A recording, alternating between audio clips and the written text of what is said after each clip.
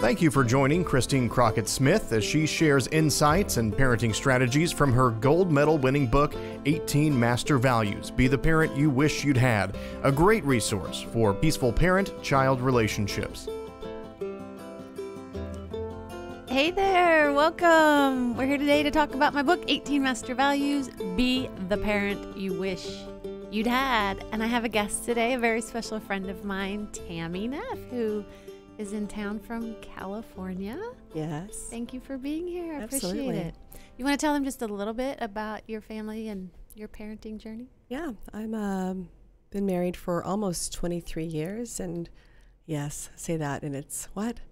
But we have 2 adult children. We have a 21-year-old son and then an 18-year-old daughter. Awesome. So in California, all with us at the moment because it's California. Oh, man. We're getting a little California, a little bit of your weather here. Yes, ma'am. Yes, ma'am. It's fantastic. Today we are going to talk about the 2 values of gratitude and of curiosity. And we're going to start with gratitude. For me, the concept of gratitude on a daily basis has become such an incredibly important part of my life over the last few years. It always was before. I just wasn't quite as conscious of it, and now it's part of my day. What is gratitude? Do you have any kind of a daily practice towards gratitude? You know, I go in and out of having a kind of a ritualistic mindset in the mornings of setting an intention of even just waking up to be aware and be aware of the things around me. Otherwise, it's autopilot, and you aren't looking for it. You know, I'm in town this week to see a bunch of my loved, dear friends, and I've really packed my calendar in a crazy way. And so what that means is that it's kind of gotten intense as far as going from one place to the other. And I got kind of annoyed yesterday, and I was driving around, and it's beautiful weather. And at some point, I checked myself and thought, what are you doing? Quit being a whiny baby and look around. And look, you got to have rain that you haven't seen in 4 months. You got to wake up to rain on the windows. I got to see Dallas skyline that I haven't seen in months, and I got to see the Lakewood area of Dallas and Arboretum area, and it was just the places that it was like memory lane all week long. So, yeah.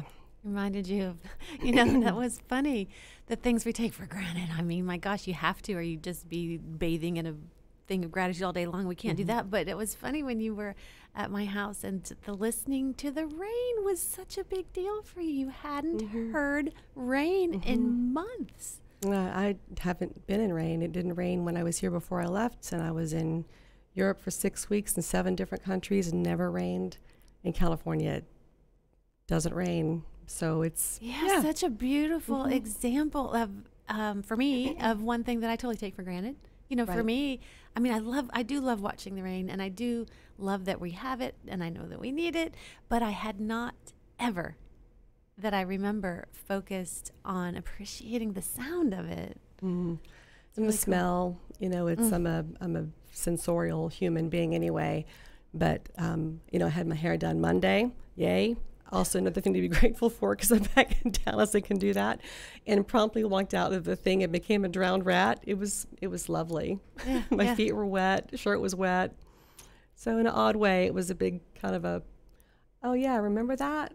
Remember what that feels like? So yeah, it's there everywhere, isn't it? Martha Beck is one of my favorite people, and I love that. One of the things that she says is that even when we're in our darkest place, and it feels like everything's coming down around us, and it feels like we can't find anything to be grateful for, that you can start with just your breath.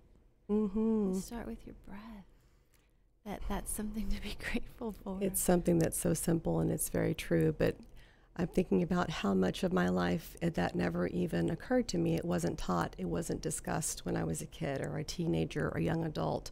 That's very new, that realization that you can take it down to something as simple as that. And so, yeah.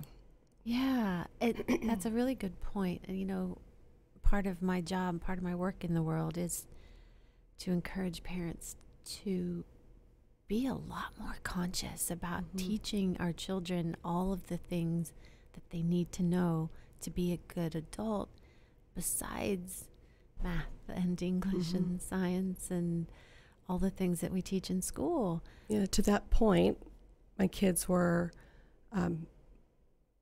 Cooper being older, he was around 11 or 12, so Callie was 9, something like that. And every spring break, we always took a family road trip. It was partly to eliminate screens and force them to be in the back seat and fight it out to become friends again. And that was like a mystery, a method to our madness, if you will, right? But this one particular trip, we had, I hadn't very much an ulterior motive. We drove to California to see family. And we drove through Arizona and deliberately went through Sonoma, and we hit the Grand Canyon. And so you can see, and it's both of our kids were dazed, just overwhelmed by the natural beauty that's around them. It's breathtaking. It took their breath away, right? So it was a physical experience for them to see real beauty that's of the earth. It's beautiful. And then the end of that day, we ended up in Las Vegas to a different kind of sparkle, a different kind of wow factor for them to see it. And do you think that's pretty? Many people love Vegas. They think it's very... A lot of people do. There were a lot of people. I'm not one of them. I'm not either. So, but I thought either they will like it or they will be repulsed by it. It's not going to be anything in between. And sure enough, they were horrified. They energetically, I call it bouncing. That's one of my terms, but it's... I know I've stolen it. I use it all the time. Excellent. Well done. Well done. But they didn't like it. Looking at there you can see the disgusting images on the ground that are in, it's the people, it was toxic. And they were, can we leave? We don't want to be here. I don't want to be here. And so that stuck with me. Bring it around full circle.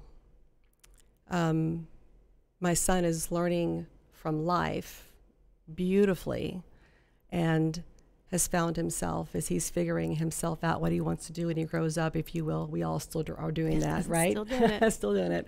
And he found himself kind of making his way in a really tough way, but he was in Victoria in British Columbia, which is one of the most beautiful places on the planet. It really is. And he loved it there. It's just immersed in beauty every day. He was, scraping along, but it was beautiful. Fast forward a year and a half, and he finds himself scraping along, oddly enough, in Las Vegas. And it didn't change for him, the feeling of it, and what it made it, the stark comparison, his words, were, I can be scraping along, the money doesn't matter. He said, but at least in Victoria, I could look outside and look around me, and I was happy. It was beautiful. Breathe in the clean air, and it was beautiful. He said, here in Vegas, it's really dark. It's not happy. It's not a happy place. A lot of lost souls find themselves there. Mm-hmm.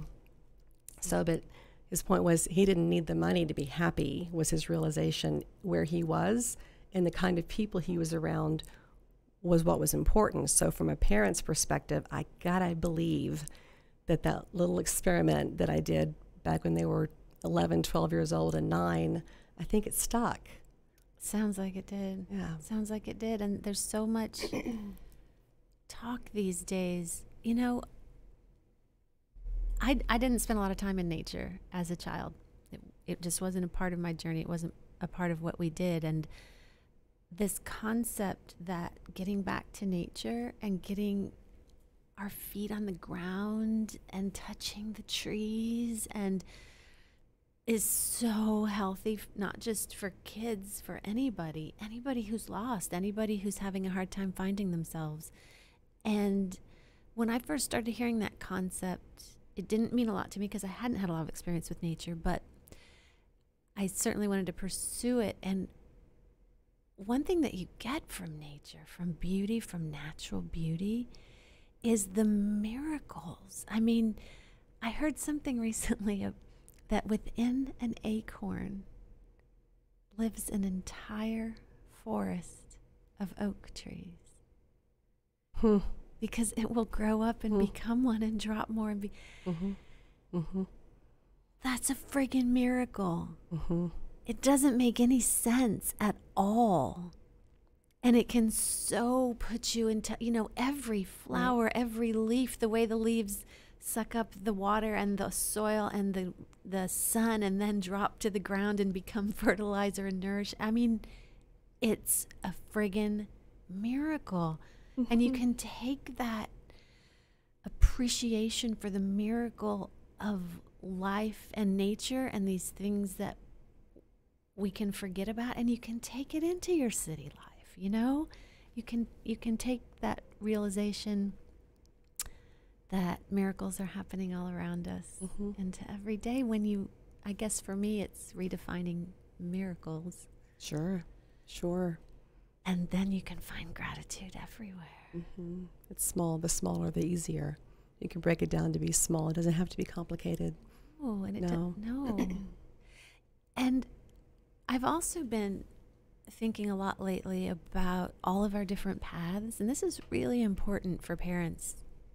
One of the main premises of my book is that we have to figure out who they are and who they came here to be and help them be that, not try to make them be what we want them to be. And it's so incredibly important to understand that each human is on their own journey. We might not understand it. And someone who is doing things that we wish they weren't, or someone who perhaps is homeless, or someone who is making choices that we wouldn't make. I'm stumbling here, but it's like we can still be grateful for them. We can still be grateful for what they're bringing to the human experience, even when we don't understand it. And I think it's important for our kids to help them almost bathe in a bath of gratitude and paying attention to what's right with what comes into their lives. I do have a question. Yeah. For instance, for parents, they are kind of trying to break the mold and look into life a bit with more gratitude. What are your thoughts? What can we do on a daily basis to just break the cycle of just having those covers on our eyes and kind of appreciate? That's a great question, Anna. Do you want to hit that? I'll jump in for a quick one. Life lessons, things that go wrong or hard or mistakes, if you want to call them that. I'm not sure there are many real mistakes, but if they don't failure is just feedback. Right, just feedback. But I love that. If it doesn't go the way you planned and you're bummed about it or you're upset about it, or if it's a failure, it didn't work, whatever, I think that my question that I've begun to give my kids specifically is, okay, what did you learn? And they could be throwing a fit about this thing not being right? But then if you just change the question to why didn't that work? Or why in a bad way? Nah, just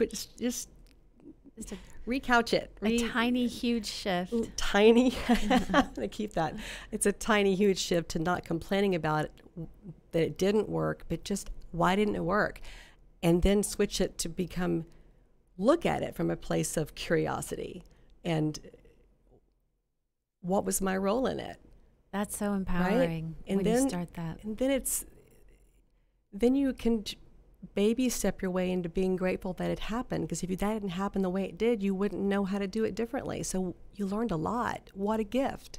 What a gift. Yes, Yeah. there are gifts in every moment. And sometimes you need the space of time between the event or the activity or the broken romance or whatever. But in retrospect, you can always get back there. And for me, Anna, that's such a great question.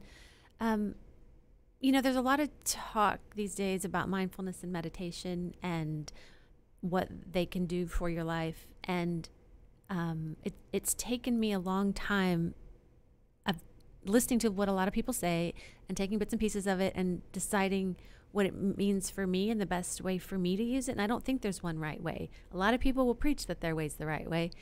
I don't think there is one right way. I think you've got to find your own. And one thing that has really helped me in the last year, really helped me, total game changer, is to do it first thing in the morning, to do it before I've looked at my texts, before I've looked at my emails, before anything has gone wrong, when I'm still in that soft place of post-slumber. I feel like I can connect better then. That's one reason that it's really important. But the second reason is that it gives me time, like you were saying, to focus, to remind myself about what I want out of my day, what I want out of my relationships, who I want to be as I go forth in this day. And it really sets the tone for the rest of the day. It helps me anchor in, and it helps me move forward with a foundation of remembering who I am and who I want to be. And it's really different than if you do it midday or at night. It's true. Another way to make it, to set those intentions, I learned this through some Reiki audios that I'm listening to of the practice of Reiki. And when you're first beginning and you're getting into the routine and the habit of what the mindset is, it's so beautiful, it's so soft. It's to make it not so overwhelming or pressure, or to make it any possibility of being negative in case you fail at doing it that day. The words are, just for today. Be kind. Just for today. Hold your anger. Just for today. Love. So just beautiful. I thought it was stunning. I really, really loved it. You know, addicts have to live that way. And I believe all of us, we're all on a journey that never ends, right? You're never going to get it right all of a sudden, and everything's going to be perfect. Okay, now I've got to get to live the rest of my life perfect. It's so for all of us, whether it's a traditional addiction to something that you really, really can't control that's detrimentally affecting your life, or it's just bad habits or bad relationship habits or things, when you do realize that there's something you want to change, it makes it so much easier to contemplate and to buy into when you break it down like that. Just for, especially, you know, I'm a part of a few groups where parents do share their questions about about parenting, and quite often, you know, things are not going their way and they're just too close to it. They're just too close to it. They're not able to kind of step back and look at it either long term or from the perspective of the 3-year-old mind. You know, we can tend to have adult expectations of little people, and it's so important when a parent has made a decision to, let's say they've been a yeller, let's say they've been yelling at their children and they're hearing it and they don't want to be that person, and maybe they were yelled at as children and that's the basis that they have, and they've decided really consciously, that's not who I want to be, to make the commitment just today is really powerful. It's a micro step. Right? Oh, I like that. It's just a baby step. It's just, And that's good enough. right. It's good enough, because a lot of babies, you know, somebody said, just in those decisions that we're making every day, if you can just choose to be happy, just right this minute, that whole, you know, Eckhart Tolle, living in presence. If you can just right now, that's all, just right now decide to be happy. And if you can do that and do that and do that and do that, and you string them along, pretty soon you got a happy life, right? Micro steps, like you said. Yeah, you don't have to bog yourself down with, I have to resolve it all today. I have to be the perfect parent today. I have to stop doing all these things that I'm doing that I think are wrong today. Just pick one. Right. Just pick one. That's in establishing any new habit, right? You want to, I'm going to do this and this and this. Well, how are you going to get that done? I'm going to make a list, but you hate lists, right? Why don't you pick this little bitty thing and do it all week, and do it every day all week, and pat yourself on the back when exactly. you do it. And then you add one more thing, and then do that, and let other people know. You know, another thing that I think is really important for parents is to not just bring the other adults in your life in on the game. Like, hey, listen, I've been doing this and I'm going to try to do better, so that they can give you the attaboys. But bring your kids into it. You know, you're both learning from each other. Let them know, hey, listen, I'm going to whatever. I'm just going to stick with yelling since that's what we started with. But I want to do better. I'm not going to do that quite so much.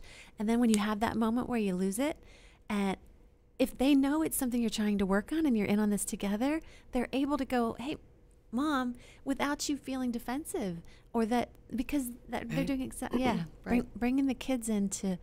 And sometimes it's family dynamics that need to shift, so you all do need to be on the same. Like if because you're yelling, they're now yelling at their little sibling, then it becomes a whole family thing to try to work together. Yeah, I think we underestimate what kids are capable of often. Often, right? Where was it I read once about let your children overhear you talking good about them. Bragging about them. Deliberately set them up so they can overhear. Right. Because they overhear people complaining all the time, and it's devastating. It's a terrible feeling. But if you set it up and... The other part of that is when you look them in the eye and go, such a great job, honey. You did such a good job. Quite often, they're just not hearing it. They don't feel it in their bones. It can feel like you're just saying that because you're my mom.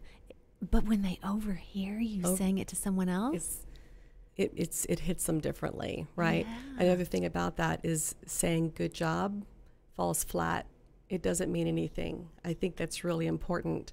What did they do well, and tell them what they did well. I noticed that you did this, and instead of doing that, you did that, and that was really, really exceptional. Because I could see that her face looked different, and I could see that she was happy, and I could see that, or look at the way you put this together. Look at that. That's really fantastic. Do you see what you did? They can't. It's undeniable. They know it's a good job.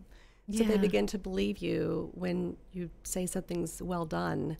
Yeah. That they know it's well done. It makes more sense to them. They can internalize it better. And then that next step, and it's in the book somewhere. I don't remember which chapter, but that next step of how do you feel about that, and making sure that they start giving themselves their own attaboys. So they don't need other people's. Or I bet that makes you so proud. You must be so proud of yourself. That's the chapter it's in. Pride. Thank you. Oh, that's another one. That's right. that one. No, it's cool. It's cool. We're just talking about parenting here. And we have talked a lot about gratitude. If you don't mind, we've talked about a lot of other things too, but do you mind if we shift just a bit to curiosity? Sure. And why that's so important? You know, I've heard the saying, stop learning, start dying. My mom used to say, when you stop discovering new music is when you start aging. That always stayed with me. It's one thing that makes me really sad about our educational system is that we don't value, measure, or give accolades for curiosity. Not in our public system, no. I think in most systems they don't. There are a few rare ones, but for the by and large, you're correct. It's not. There's a plan. Be quiet and learn the plan. Yeah. And, you know, I mean, I could talk all day about our broken education system, and I won't because it makes me sad. But as a parent, if you have chosen to send your children into a traditional education system, then the responsibility falls even more on you to encourage their curiosity and their thinking. And I'm going to rant for just a second. That's one more reason it's your responsibility to get their faces out of their screens. Because that little bit of time, you know, kids are in school longer than they are at home. That is the majority of their life. You get them this much. And it is your responsibility during that amount of time to give them opportunities to be thinking and writing and solving and planning. And, you know, think back when, I mean, we haven't talked about our childhoods that much as far as playing, but we went outside and we had to come in when the streetlights came on, and they never knew nor cared what we were doing. And we were finding rocks and leaves and sticks and, I mean, kick the can and Mother May I, and things didn't require anything. And from making up all those rules, we also learned who the leaders were. Right. And who the nurturers were, and who the fighters were, and how to deal with them. And it's important for human development. Mm. It's not just a thing like to limit them to an hour and you don't even know why you're doing it. You're doing it because their curiosity and their desire to just learn randomly things that they come across. You know, I'm sorry, I'm ranting again, but when we were a kid, we had encyclopedias. So if I had to look up egg, I would also see, you know, something else, other things on either side of it that started with E. And you could go down this rabbit hole of all these things that you hadn't even gone towards. And with Google, that doesn't happen. If you look up egg, you get 4,700 articles about eggs. The only place that something like that happens going down the rabbit hole, and I've learned this from my kids, actually, because I'm right. I make them show me music as well. That's their job. That's one of their responsibilities. I know, me too. I keep yes, bringing Madison, give me a playlist. Yes, bring it. Hey, Mom, won't you hear something? Bring it. I want to hear it. I may not like it, but always bring it. But they listen to not just YouTube, but different types of video, and they go, one interests them, and then an hour and a half later, if you like this, you might like this. Or you like this, and you might like this. And what they end up finding, they end up sending those to me often too, because they get into, oddly enough, and it's really well, I'm not sure how they do it so well, but you go into, whether it's a music video or it's someone who's going on a rant, or if it's in pop culture, if it's a poet, if it's a live, what do you call that? Spoken word poetry or something like that. If you like this, the topic or the rub in that, something you might like this or whatever, and it begins. It's based on keywords. Is it keywords? Yeah. So and metadata on the video. Got it. Techie stuff. but it's so brilliant. Anna. It's thank you. It's really, but they find themselves sending me other kinds of things that they learned something or learned this or saw this, and this is really fascinating. Check this out and check this out. And so they're doing this. Luckily there's something that still is now being provided. It's like our encyclopedias 1,000 years ago. That's a really good point, because I do get on these non-electronics rants, but our electronics have given us access to so much more information in a really, really, really, really, really good way. In a great way, and so much that we don't even need, and they're not ready for. Little ones, they're not ready for it, right? Yeah. They can't even process it. The information's so fast they can't process it. So it's not really about it's not about eliminating the screen time. It's about being very, very, very, very aware of, you know, people are shocked when they hear me say this, but when my kids were growing up, their computers, they didn't have phones yet. So that wasn't an issue for me when they were little, but when they did start having laptops, they had to be in the central family area all the time, period, end of story. They were not allowed to take them to their rooms.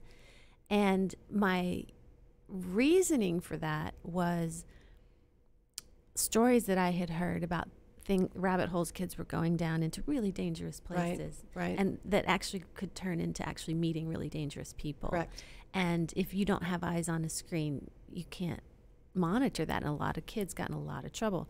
So that was my reasoning for it. But the beautiful unintended consequence of it was they're sitting there in the room doing their computers, or their writing or their research or whatever, and as I'm walking by, they can go, "Hey Mom, blah blah blah blah blah," or as I'm walking by, I can go, "Oh Madison, did you know that blah blah blah?" So the conversation between the adults and the kids continued in a way that it would not have if they went off in their rooms and closed their doors. And I know that if you've already set it up that they're allowed to have their computers in their rooms, it will be a challenge to shift to not if that's something that you want to do. But if they're little bitty and you're trying to decide what kinds of rules you want to have in place, that's a good one, I think. It's an outstanding one. And if we knew then what we know now about screens, we could make a big difference in a lot of little ones. So the limitation on screen time, it's just enormous. And these days, you do have to realize that it's the phones too. A friend of mine in Atlanta is the screen. Makes her kids have to plug in their phones to be charged at the central family area before they go to bed. It's just not a thing. Right. I mean, it's just a thing. Right. It's not an option. Yeah. Right. But the screen is the screen, and they also know now that little ones there's evidence, and I don't know the depth of it or how to help you find that, but the evidence is becoming very, very clear that they shouldn't be exposed to any kind of screen before the age of 3, maybe 4. There's pretty compelling evidence that the actual synapses in the brain that grows social function, it stunts it. It stunts it. It stunts it. One of the saddest things for me was when cars first came out with the screens in the back. And I'd be driving along and I'd see it, the parents in the front somewhere between like 5 and 7 p.m. So you don't know, but quite often it appeared that they had just picked the kids up from daycare or maybe from school, and they're driving, and drive time can be so valuable.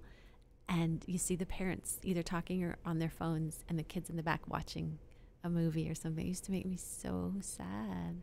I think the same thing is happening it's become and I get it. Both working parents, you're exhausted, and the phone becomes a way to keep them distracted and quiet for an hour. Just let me eat. Let me sit down for a second, or you won't get yourself in trouble. Just entertain yourself for just a minute there. I get it. It's at the same time, there's something else being missed. The other part of it's being missed, of coloring at the table, or something else that blocks, Legos, something that's being missed. And so it ain't easy. No, it's really hard. No, it is. Yeah. And that easy fix of, oh my gosh, at least they'll shut up, is a short-term fix that becomes a long-term problem. Correct.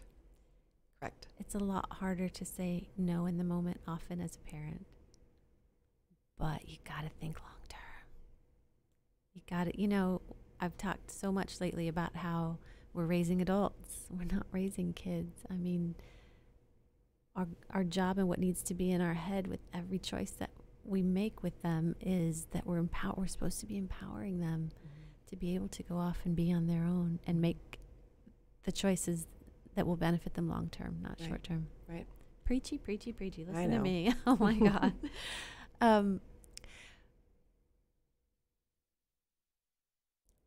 It's kind of time to wrap up the show, but I guess we can still spend some 5 minutes going through curiosity. No, it's cool. We've been talking about curiosity. I mean, we talked before we even got here. We're going to go wherever we go. It's cool. Thank you guys for paying attention, whether you're live or you're watching this later. I hope you got something out of it, Tammy. Thank you so much. Here you are, visiting all your friends and here to do all this stuff, and you took time out to do this. I really appreciate it. It was perfect. I was so glad I was in town to be able to do it. Thanks for having me. Thank you. I appreciate it. And thank you all. And we will see you next time.